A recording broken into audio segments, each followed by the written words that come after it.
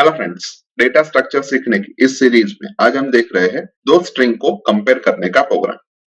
Last video के अंदर हमने देखा था कि दो स्ट्रिंग को कंपेयर करने का एल्गोरिदम कैसे वर्क करता है। तो अगर उसी एल्गोरिदम को हम यहाँ पे इंप्लीमेंट करें तो सबसे पहले एक फंक्शन की जरूरत पड़ेगी और उस फंक्शन का नाम हम रखेंगे str_compare, जो कि एल्गोरिदम का नेम था।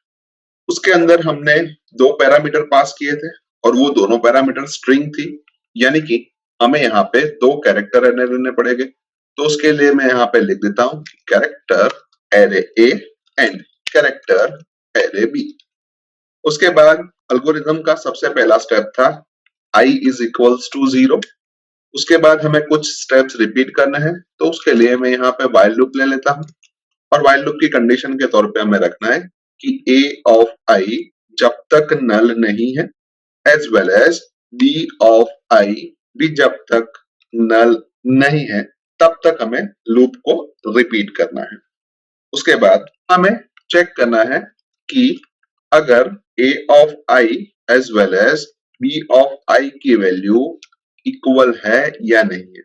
अगर दोनों की वैल्यू इक्वल नहीं है तो हमें लूप से बाहर निकल जाना है। तो हम सिंपली यहाँ पे लिख देते हैं कि ब्रेक, और एल्गोरिदम के अंदर हमने यहाँ पे लिखा था कि गो टू स्टेप 5, यानी कि 5वें नंबर के स्टेप पे हमें चले जाना है और 5वां नंबर का स्टेप और कुछ नहीं है लेकिन रिटर्न स्टेटमेंट है।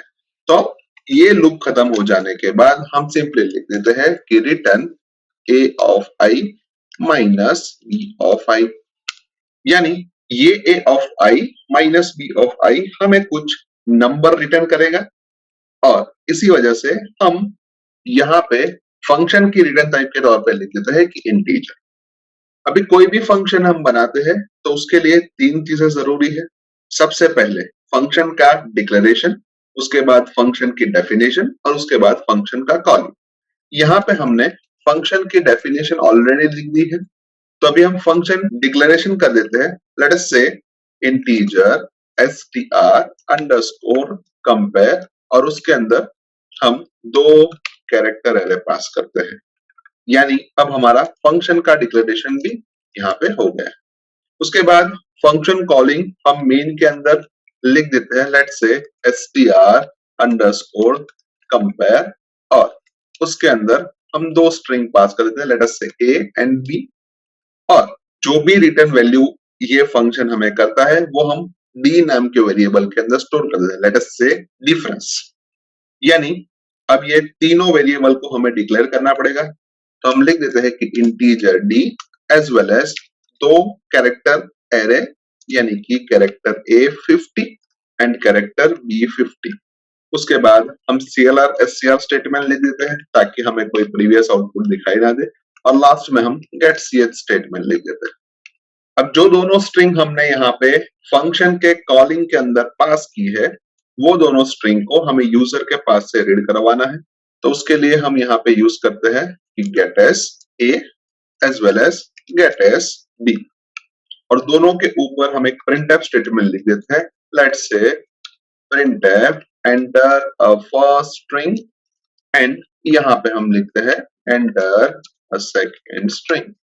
अभी जब भी हम गेटस फंक्शन का यूज करते हैं तब गेटस फंक्शन हमेशा जो भी स्ट्रिंग है वो बफर में से रीड करता है, यानी कि पहली स्ट्रिंग एंटर कर लेने के बाद जब हम न्यू लाइन कैरेक्टर प्रेस करते हैं उस वक्त वो बफर में स्टोर होगा, यानी सेकंड स्ट्रिंग हमें हमारा कंपाइलर पूछेगा नहीं। तो उसके लिए हमें बफर को क्लीन करना पड़ेगा, तो जिसके लिए हम यहाँ पे लिख देते हैं कि फ्लश आउट, यानी अब हमारा इनपुट पोर्शन हमने कंप्लीट कर दिया है। अभी फंक्शन कॉलिंग के बाद जो हमारी d की वैल्यू आती है उसको हम यहाँ पे चेक करते हैं कि अगर d की वैल्यू 0 है मींस दोनों स्ट्रिंग सेम है, तो हम यहाँ पे सिंपली लिख देते हैं कि बोथ स्ट्रिंग्स आर इक्वल। अगर दोनों स्ट्रिंग सेम नहीं है तो हमें चेक करना पड़ेगा कि d की वैल्यू पॉजिटिव है या नेगेटिव। अगर d की वैल्यू पॉजिटिव है तो हम ऐसा कह सकते हैं कि percentage s is alphabetically behind then percentage s, और फर्स्ट परसेंटेज s की वैल्यू हम a से और सेकंड परसेंटेज s की वैल्यू हम b से रिप्लेस करते हैं। लेट्स से अगर ये कंडीशन बी गलत है तो हम यहाँ पे लिखते हैं कि percentage S is alphabetically ahead than percentage S, और फर्स्ट परसेंटेज एस की वैल्यू हम ए से और सेकंड परसेंटेज एस की वैल्यू हम डी से रिप्लेस कर देते हैं। नाउ इसी चीज को हमें टेस्ट करना पड़ेगा, लेकिन टेस्ट करने से पहले हम फंक्शन के डेफिनेशन को चेक करें तो वहां पे हमने लिखा है कि i इज इक्वल्स टू 0, लेकिन i की डेटा टाइप हमने मेंशन नहीं की है, तो हम यहाँ पे लिख देते हैं कि इंटीजर i। एंड अब हम हमारे प्रोग्राम को टेस्ट कर देते हैं, जहां पे मैं फर्स्ट स्ट्रिंग के तौर पे कंप्यूटर इंसर्ट कर रहा हूँ और सेकंड स्ट्रिंग के तौर पे भी मैं कंप्यूटर इंसर्ट कर रहा हूँ। तो हमें आउटपुट के तौर पे मिल रहा है कि बोथ स्ट्रिंग्स आर इक्वल, जो कि परफेक्टली सही है। एक और बार प्रोग्राम को टेस्ट करते हैं, जहां पे मैं फर्स्ट स्ट्रिंग के तौर पे इंसर्ट कर रहा हूँ अल्फाबेट एंड सेकंड स्ट्रिंग के तौर पे इंसर्ट कर रहा हूँ बेसिक, और हमें आउटपुट के तौर पे मिल रहा है alphabet is alphabetically ahead than basic, जो कि परफेक्टली सही। एक और बार प्रोग्राम को टेस्ट करते हैं, जहां पे मैं फर्स्ट स्ट्रिंग के तौर पे इंसर्ट कर रहा हूँ बेसिक एंड सेकंड स्ट्रिंग के तौर पे इंसर्ट कर रहा हूँ अल्फाबेट।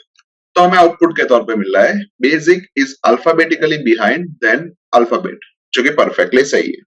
यानी कि हम ऐसा कह सकते हैं, हम कोई भी दो स्ट्रिंग इंसर्ट करें तो हमें पता लग सकता है कि वो अल्फाबेटिकली आगे है या अल्फाबेटिकली पीछे है या फिर दोनों इक्वल है।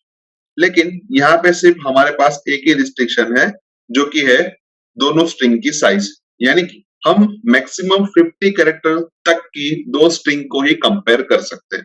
अगर 50 कैरेक्टर से ज्यादा कैरेक्टर की स्ट्रिंग को हमें कंपेयर करना है तो हमें यहाँ पे चेंज करना पड़ेगा। सो आई होप कि आपको इस वीडियो के अंदर दो स्ट्रिंग को कंपेयर कैसे करते हैं वो इजीली समझ में आ गया। आज के वीडियो में बस इतना ही। नेक्स्ट वीडियो के अंदर फिर से मिलेंगे। Thank you very much.